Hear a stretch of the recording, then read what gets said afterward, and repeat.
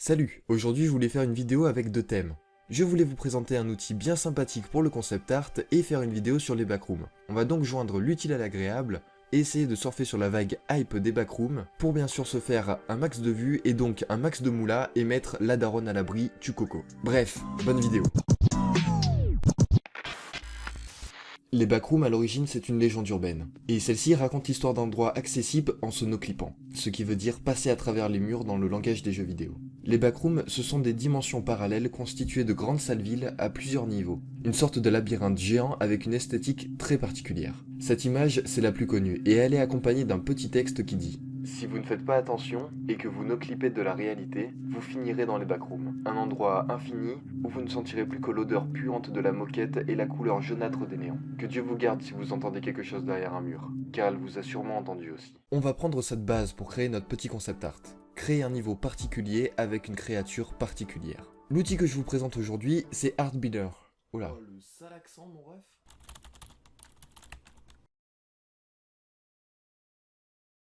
Artbreeder. Bref, Artbreeder. aka éleveur d'art en français. Lien en description, bien sûr. C'est un site où l'on peut générer des images grâce à une IA, et c'est trop cool. Genre là, typiquement, c'était mes premiers trucs, les premiers trucs que j'ai créés, entre guillemets, et j'ai trouvé celui-là, et à partir de celui-là, j'ai créé tout cela. Enfin, j'ai créé, c'est l'IA qui a créé, mais c'est moi qui ai entre des paramètres pour que ça ressemble à ça. Du coup, imaginons que je prenne celui-là, je peux le prendre comme ça, hop, et après je peux encore le modifier, par exemple si j'ai envie qu'il ressemble un peu plus à une femme. Bon alors, un peu bizarre la femme, je vous l'accorde, mais vous avez compris le principe. Par exemple on peut lui faire donner un peu plus un style d'armure.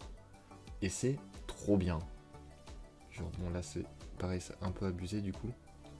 C'est dommage, j'y rentre pas dans la case. Mais vous m'avez compris, et c'est vraiment un outil super sympa pour commencer je pense. Genre vraiment là, typiquement, bah trop bien quoi. La main elle est quasiment générée, les pieds aussi. Et les proportions et tout, bah c'est nickel. C'est nickel. Incroyable ça. Genre par exemple là j'ai cliqué sur un truc au pif, je suis tombé là-dessus. Incroyable. C'est trop bien. Je l'enregistre. Voilà. L'image est sauvegardée. J'ai donc commencé par faire plusieurs recherches en testant beaucoup de choses. En fusionnant des créatures que j'avais déjà générées avant, j'en trouvais de nouvelles. Je modifiais juste 2 ou 3 trucs et bim, une nouvelle créature complètement différente. Bref, vous m'avez compris, quand on a le syndrome de la page blanche, c'est un outil qui nous sauve la vie. En plus de cela, c'est un outil qui peut vraiment nous donner une bonne base pour l'anatomie. Mais attention, j'insiste sur le mot base car elle n'est pas parfaite. Mais dans notre cas, ça va. Car nous, on veut une créature un peu difforme. Et ce site, comme vous le voyez, eh ben, il est parfait pour ça. Alors, j'en ai trouvé pas mal, des vraiment cool. Celui-là, je l'aime bien pour la texture qu'il y a ici, là. Je vais peut-être un peu zoomer d'ailleurs. Bon, après, si on zoome, bien entendu, la qualité est affreuse. Mais ça, là, j'aime bien. Et ça, là, aussi. Et notamment que la tête soit déformée. Le fait que bah, là ça pourrait ressembler peut-être à une crête, et ici là 2 oreilles, je trouve ça vraiment très très sympa. Celui-là il est très cool, parce que bah, ça fait un peu une créature un peu buggée, entre guillemets. Genre là on pourrait penser que ça grésille ou un truc comme ça. Et ça fait parfaitement une bouche vraiment bien déformée. Idem pour la combinaison, c'est typiquement la combinaison des explorateurs.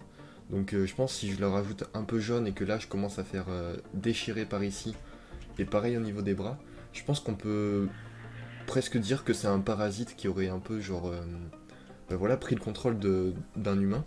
Donc c'est vraiment cool. Ici, trop intéressant, les bras, je kiffe.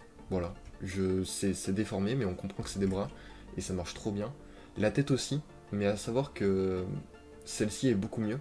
Parce qu'ici on pourrait presque voir un crâne, genre qui est en train de se faire ronger en fait par ce truc là, je sais pas trop comment on peut définir ça, mais bon, voilà. Pareil, les bras sont cool. Et celui-là c'était l'un des premiers que j'avais généré. Et ça là, beaucoup trop bien en fait. Genre que le buste il soit déformé comme ça, et que là il y ait deux parties qui pourraient être par exemple la clavicule, hein, qui sont en train de se rejoindre pour essayer de former une tête, bah je trouve ça vraiment super original en fait. Genre vraiment trop bien. Genre c'est vraiment le champignon entre guillemets qui essaye de reconstituer un corps humain, mais qui a du mal et qui comprend pas encore comment ça fonctionne. Et je trouve ça trop bien. Voilà. Après cette sélection incroyable, je suis passé sur Photoshop pour faire un peu de photo bashing, de retexturing et de painting bien sûr. Et je suis tombé sur des trucs très intéressants d'un point de vue graphique, mais aussi d'un point de vue un peu hasardeux, vous allez voir ça. D'ailleurs, quand vous en êtes à cette étape, n'hésitez pas de copier-coller, déformer, étirer, recoller, travailler comme un cochon, c'est pas grave, car de toute façon on fait du concept art. Le but, c'est pas de faire un joli dessin, c'est juste de transmettre une idée graphique. Alors là, il s'est passé un truc de trop cool. Ça s'appelle un accident graphique. Je crois que ça s'appelle comme ça. Ça m'arrive pas souvent, j'avoue. Et j'avoue ne pas avoir le terme exact en tête. Mais qu'est-ce que je voulais faire tout simplement j'étais pas trop convaincu par son bras à lui. Donc de base, je voulais en fait tout simplement lui gommer, donc faire comme ça, et prendre le bras de celui-là et venir l'accrocher ici. Donc ça marche, moi j'aime bien personnellement, mais en fait, il s'avère que comme ça, en fait on dirait que c'est la peau qui s'est détachée du squelette, et qui du coup est pendouille. Et en fait je trouve l'accident imprévu en fait, trop bien.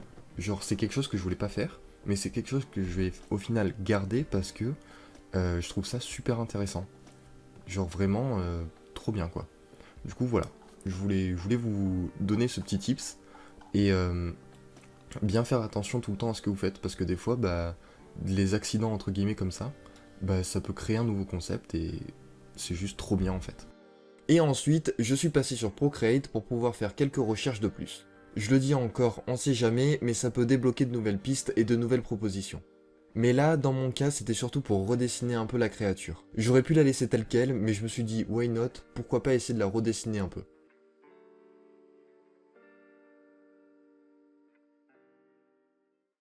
Bon, maintenant, il fallait mettre la créature dans un fond. Et pour la rendre un peu plus réelle, rien de plus simple. J'ai pris quelques photos avec mon téléphone. C'est les photos d'un parking où j'ai l'habitude de garer ma voiture. Et oui, en effet, il est flippant tellement il est grand et vide. Pour le coup, ça fait vraiment backroom. Là aussi, petit tips, soyez toujours à l'affût, regardez toujours autour de vous. Pour vous, c'est des photos d'un parking, mais pour moi, c'est une source d'inspiration. J'ai vraiment une âme d'artiste, chapeau chapeau. Alors, j'importe mon petit monstre, et j'importe aussi les photos, et on va en choisir une. Celle-là est pas mal. Mais celle-là est plus droite et je pense que ça fait un peu plus backroom. On recadre, parfait. Et là on va essayer d'incruster le petit bonhomme quelque part. Ouais, ça va vraiment être très petit. Hein. C'est un peu dommage. Ouais, quoi qu'en soit, ça va. Hein. En vrai, ça passe. Faudrait lui faire les yeux un peu plus brillants, mais franchement, ça va. Donc là, de loin, ça passe. Pour rendre le truc un peu plus crédible, j'ai fait les yeux brillants, parce que du coup, ils étaient plus brillants du tout, en fait, vu que c'est beaucoup trop petit, c'est tout pixelisé. Et autre truc pour ajouter un peu de crédibilité, c'est l'ombre. Donc voilà, j'en ai rajouté non seulement ici, mais ici aussi, pour faire genre que voilà, t'as la lumière qui est ici, et du coup, ça entre guillemets, comment dire, percute sur le personnage, et du coup, ça fait un peu une ombre là. Voilà, c'est juste, ça se voit pas trop, mais ça rajoute un semblant de réalisme, et ça marche plutôt bien. Au final, de loin, on voit que ça marche quand même. Genre, on le voit pas direct sur la photo, mais si on fait un peu plus attention, la lumière qui est là, elle nous appelle, et hop. Maintenant, ce qu'on va faire, on va prendre tout ça, on va le dupliquer, tac, et on va fusionner les calques. Du coup, là, ça me permet en fait de sauvegarder ça, d'avoir une trace en fait de ce que j'ai entre guillemets fait, même si mon montage n'est pas incroyable et j'ai été très destructeur. euh, Ça me permet de quand même garder un minimum de fichiers sources en fait, on va dire. Donc voilà, du coup ça me permet d'avoir une seule image et là je peux travailler comme un bourrin dessus, ça ne percutera pas mon fichier source. Du coup, pour le style un peu backroom, ce qu'on peut d'abord ajouter, c'est les correspondances des couleurs. On peut essayer de voir ce qui marche ou ce qui ne marche pas. Alors, déjà, mauvais calque, my bad. Voilà. Là, parfait. Donc, là, le tout, c'est de trouver peut-être un qui est pas mal. Ça fait très backroom, mais c'est peut-être un peu trop. Quoique si on baisse un peu peut-être l'opacité. Ouais. Bon, bof. Bof quand même. En soi, c'est peut-être ça qui marche le mieux, mais je sais même pas si c'est très utile de le mettre. Donc on peut le baisser un peu et ça change juste un peu. De toute façon, là, le but, c'est entre guillemets de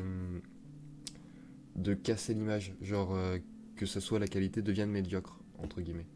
Donc pour faire ça, on peut aussi aller dans filtre. Et si je dis pas de bêtises, voilà, c'est dans le bruit. Ajout du bruit. Bon là, c'est peut-être un poil trop. Le bruit, en fait, c'est ce qui va créer une différence de pixels. Et du coup, ça fait un effet très pixelisé. Du coup, tous les effets là qu'on est en train de rajouter, bah, ça me permet de aussi un peu plus incruster la créature. Et du coup, rendre le tout un peu plus crédible. Même si c'est fait très rapidement et que bah, on voit bien que c'est quand même pas super réel. On pourrait presque se dire que c'est de la 3D. Mais le principal, c'est que de loin, ça marche. Du coup, alors là, qu'est-ce que j'ai fait et qu'est-ce qui marche bien? Bah déjà, rajouter de la saturation. Je trouve que bah, tout de suite ça fait backroom. Je sais pas pourquoi, je ne saurais pas l'expliquer. Peut-être qu'il y a un peu plus de jaune. Et peut-être le fait qu'il y ait des petites taches ici, ça rajoute peut-être quelque chose. J'ai augmenté un peu le contraste et j'ai encore un peu détruit la photo, on va dire. Donc là, normalement, voilà, on voit avant-après. Donc le résultat fait quand même assez vieille creepypasta, on va dire. Du coup, voilà, ça fait assez creepypasta un peu. Et je trouve que c'est plutôt bien réussi. Genre, là, tout de suite, la créature s'incruste beaucoup mieux qu'avant. Genre, là, parfait, quoi. C'est presque vrai, quoi, finalement. Du coup, voilà. Je pense que là, bah, on est pas mal.